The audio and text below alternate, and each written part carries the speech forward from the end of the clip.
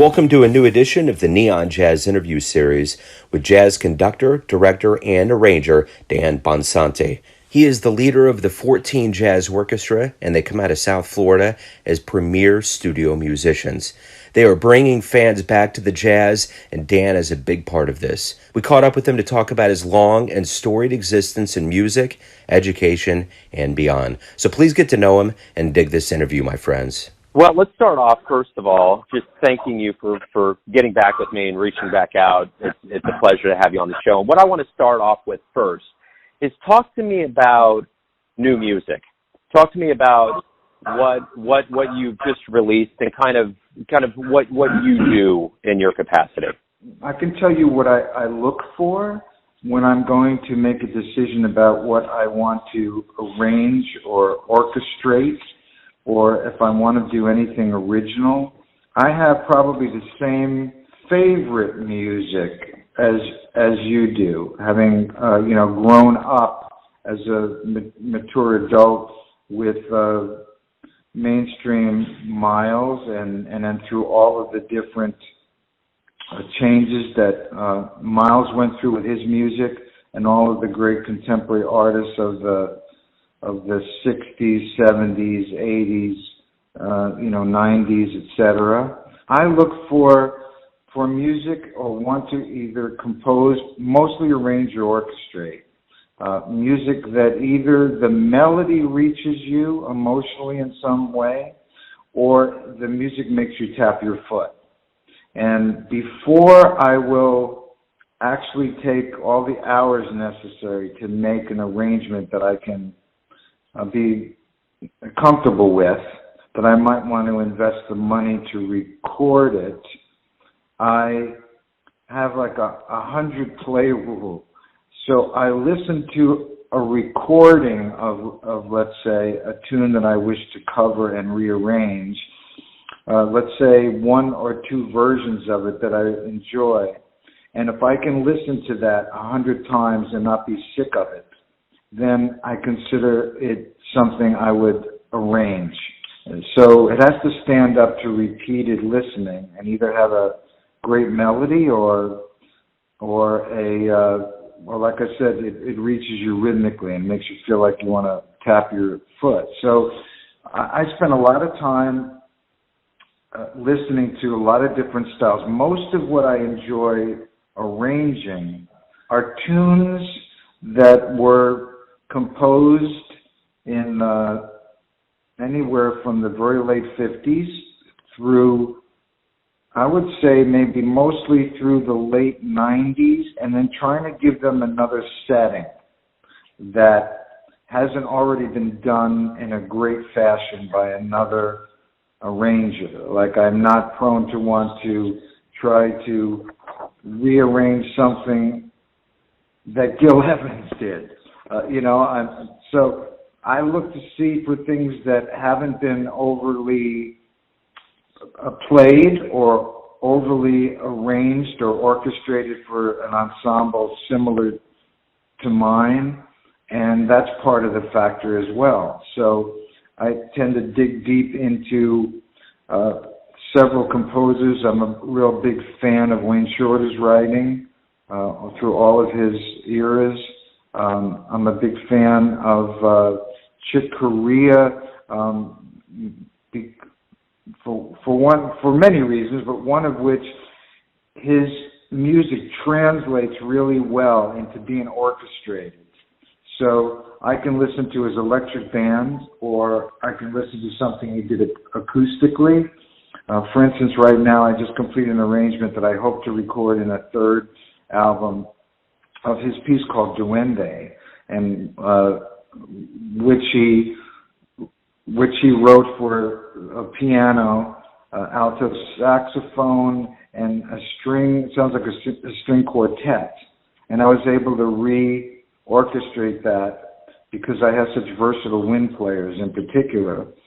So those are the kinds of things that I look for when I'm trying to make a decision of investing time and energy in writing or orchestrating something.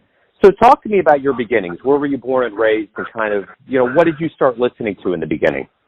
Well, I was raised in New Jersey, not far from New York. My accent gives me gives me away. My family was originally from like the Bronx and Brooklyn, and shortly after I was born, my father had a business, a successful business, selling those typewriters, calculators, and adding machines, of the 30s, 40s, and 1950s that the banks used to use in those days. And so he bought a little house in Dumont, New Jersey, like 20 minutes or so away from the Washington Bridge, and he commuted every day into the city where he had his office near Wall Street, so he could go sell to brokers and banks. So I grew up in a small township in New Jersey, maybe 13,000 people, and I had the typical music education that went along with that era, where in first grade they gave me a clarinet to take home, then you go through elementary school, then middle school you're in a band, and then I switched to saxophone, and then went through high school, and during high school I picked up the oboe because I started to get serious about music, and I wanted to find a great school to go to, and I knew that would help me in terms of scholarship. And my older brother Neil, who plays on all the recordings, he was a graduate of the University of Miami, and so one of the schools I looked at was U of M, because Jerry Coker, the renowned jazz educator, one of the pioneers for jazz education, he started a brand new program with Will Lee's father. Bill Lee was the dean there, and so in 1966 they started the beginnings of a jazz program, and I graduated high school in 68, and so I auditioned. They gave me a full scholarship on the oboe, but I was able to participate in all the jazz classes and ensembles playing saxophone. Eventually sax became my major. So I got my 2 degrees, my undergraduate degree, my master's degree. I got performance because we hadn't quite finished developing a master's degree at that point for jazz performance. As the years went on, I had a great opportunity to break into the music scene, which was really great in Miami. There were a lot of great jazz players and great little jazz ensembles, including another 13-piece group that influenced me in setting up this particular ensemble. It was called the Baker's Dozen, and I eventually, when I graduated, I ended up going on a tour with Stan Kenton's band, where I met Peter Erskine, played drums in those days for Stan, and I played the lead alto chair. It was only like maybe 3 or 4 months to do a brief tour of the U.S. and then in Great Britain. And then when I was done with that, I moved to Carolina to study with Jerry Coker, who then had moved to teach at Duke. And then when he left Duke to go to the University of Tennessee, he recommended me for that job at Duke. So I ended up teaching at Duke and at UNC, at Greensboro, and at the campus at Chapel Hill, and met one of my closest friend in life, a great pianist there. And I had a chance to play a little bit with Danny Richmond, who was Mingus's drummer. He lived in Greensboro. And then they expanded the jazz program at the University of Miami, and Whit Seidner, who was running the program, called me one day and said, listen, would you be interested in moving back to Miami and teaching here? Because I had done a little bit of adjunct there after I got my degree before I went on the road. And then, so Bill Lee, the dean, he hired me, and I moved back to Miami, and I taught here for another 15 years. And then the music business, as you know, began to disintegrate as digital music came in. So the studio dates started to disappear, and all of the entertainers like Sinatra and those people that I used to work for, they aged. Some of them passed away. The audience has changed. So I made a career change and got out of music completely for 10 years and stopped playing. I had done some writing before I retired from playing, but mostly I was a general woodwind player and jazz player. So when I came back here, and then I left the university and I left the biz and became an investment advisor and stayed with that. But after 10 years, I went through like a divorce and other kinds of things, and I wanted, as an avocation, to see if I could get back and involved. I missed the people, I missed the music. So I came back into it as a writer, and by coincidence, I went to a gig where a lot of my old friends, musicians, were playing. A band I used to play with called the Atlantean Driftwood Band. It was Jaco Pastorius played with us in that band for years before he ended up with Blood, Sweat, and Tears, and then Weather Report, et cetera, et cetera. So he was a South Florida guy, as you might know. So anyway, they were talking about making the first.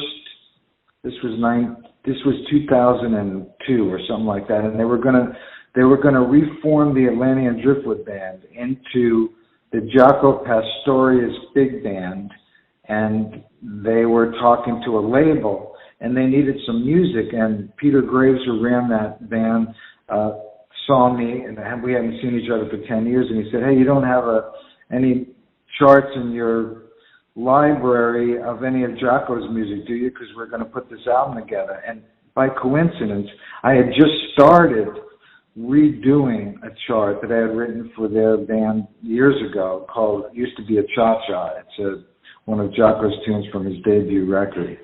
So I finished that chart, I gave it to them, and they recorded it on their first album.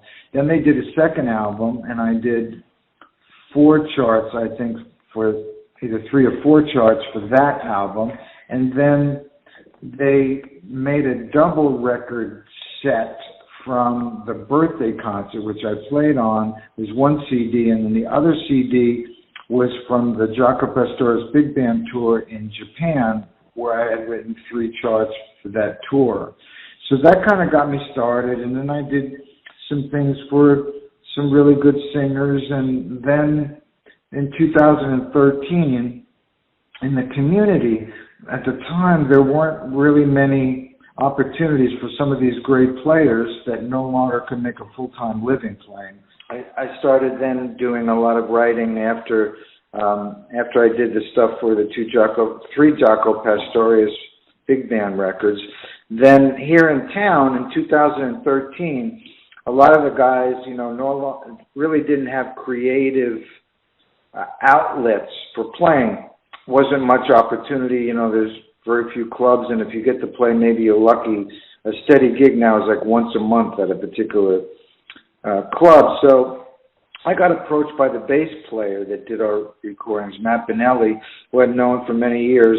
And so he said, "Why don't we put together a rehearsal band?" I said, "Well, I have a multitude of charts that I had written for the 13-piece, Jaco Pastorius Big Band, and then also for the first version of that called the Atlantean Driftwood Band." So I said we could get together and read down, those charts. So I said to him, "Well, look, there are a lot of University of Miami graduates. We all kind of think alike musically. So we got pretty much everybody. I think there were 2 exceptions when we started the rehearsal band. Everybody was a graduate from U of M that still was in town and working, either teaching in the different schools in town and still doing whatever work was still available. And so a lot of them had been my students at the university when I was on the faculty. So we got together and we rehearsed, played through a bunch of those charts, but the charts themselves weren't written for those players. Ideally, as we know, going all the way back to Duke Ellington's era and the big band era, ideally you write for the musicians in your band, whatever their strengths are. And so we had a good time doing that, playing those charts. And then one of the guys, Matt, the bass player, Benelli, that instigated us getting together, he set up a concert to play on campus at Miami-Dade College. And so we played a concert, a free concert, and we got an overwhelmingly positive response. We had a lot of people show up, hundreds of people show up in this auditorium.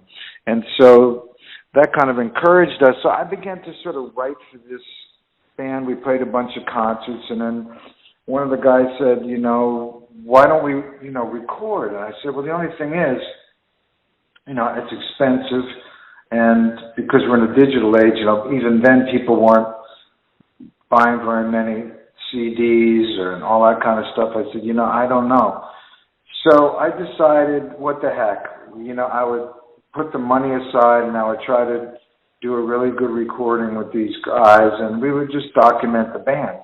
So that was kind of the beginning of it. We started making plans, and I started writing the music for it around 2014, and then we spent 2014 and 2015 doing all of the recording and post-production work and all that kind of stuff. And when we released the first recording in 2016, and to our surprise, it went all the way. It stayed on the charts for 12 weeks, and it went all the way to number 9.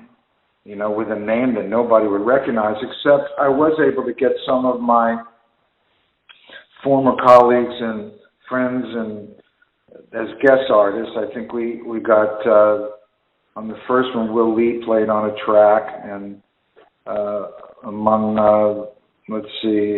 Mark Egan on bass, and so we had a couple of really good guests that people would know that follow this kind of music. And so we had that kind of success, but it cost me like $25,000 to do the whole thing, and we had to do a lot of it in a smaller studio with a lot of overdubbing. But even the engineer was a student of ours. So everybody on the album, actually 7 decades of people from former students, including my brother was the oldest. So all the way from 1959, like students, all the way up to like 2010.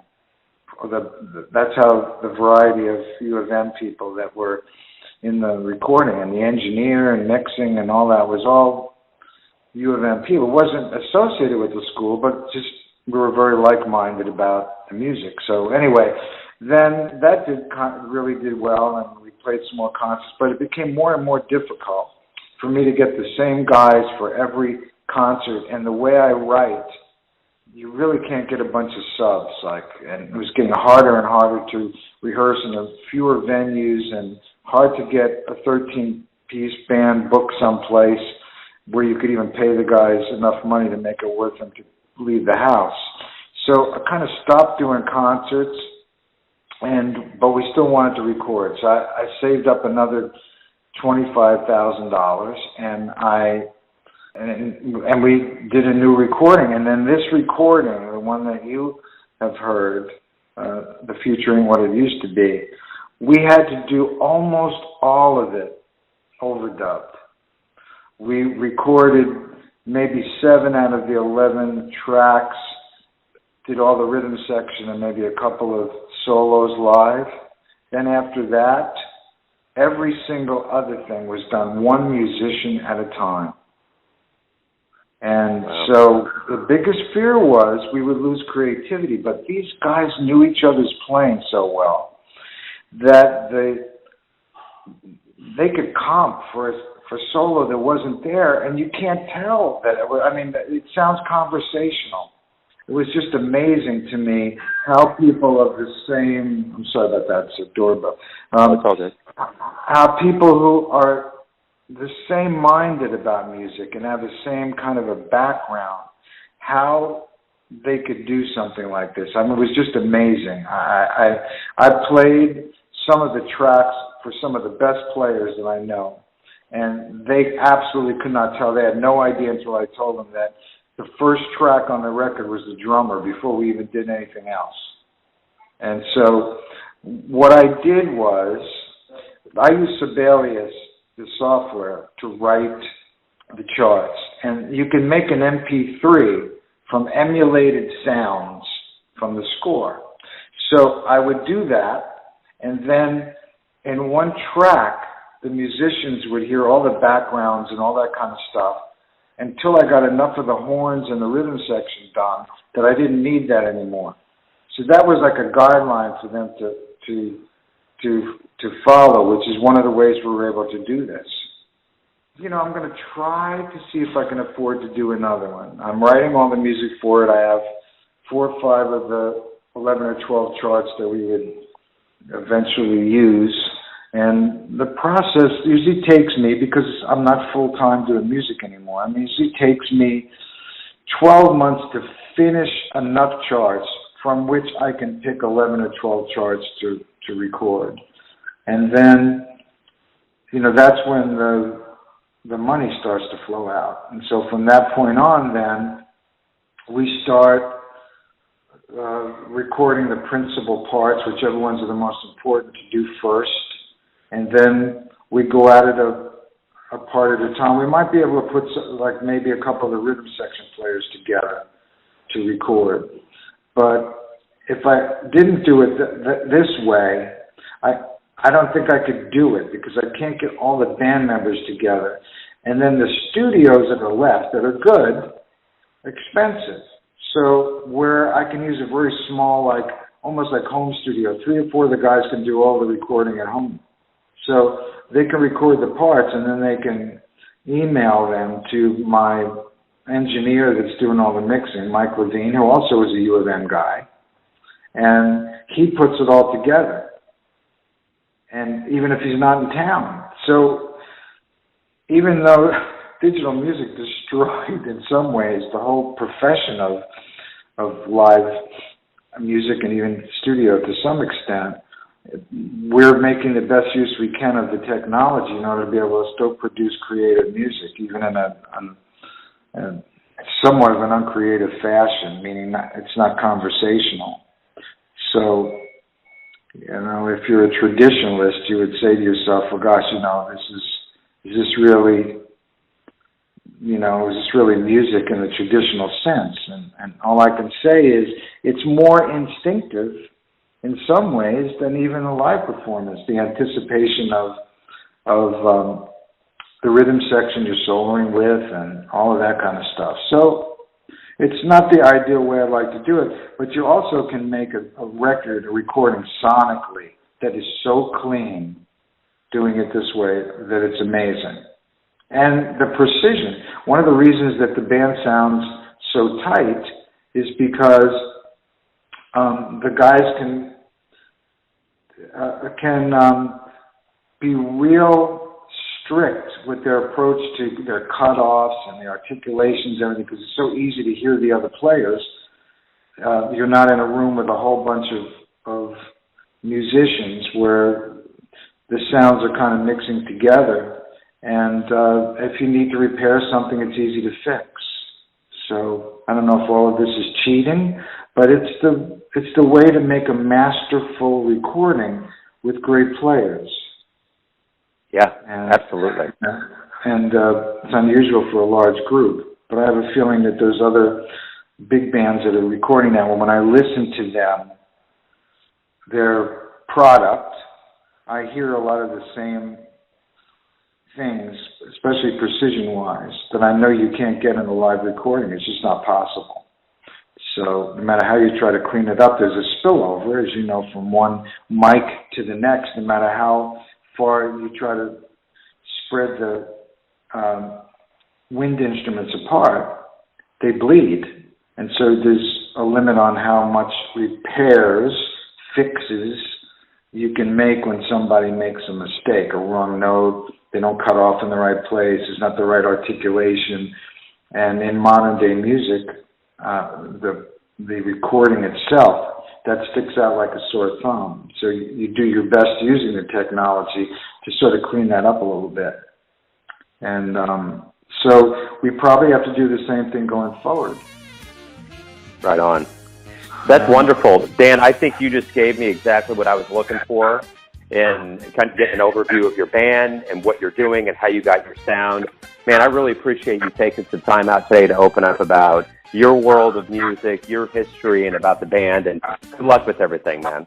Thank you so much, Joe. It was very kind of you to include me with your data. Thanks so much. Have a great week. Thanks for listening and tuning in to another Neon Jazz interview, where we give you a bit of insight into the finest players and cats in Miami, Kansas City, and spots all over the world, giving fans all that jazz. And thanks to Dan for his time and his stories. If you want to hear more interviews, go to Famous Interviews with Joe Domino in the iTunes Store. Visit neonjazz at youtube.com, and for everything Neon Jazz all the time, go to the neonjazz.blogspot.com. Until next time, enjoy the jazz, my friends.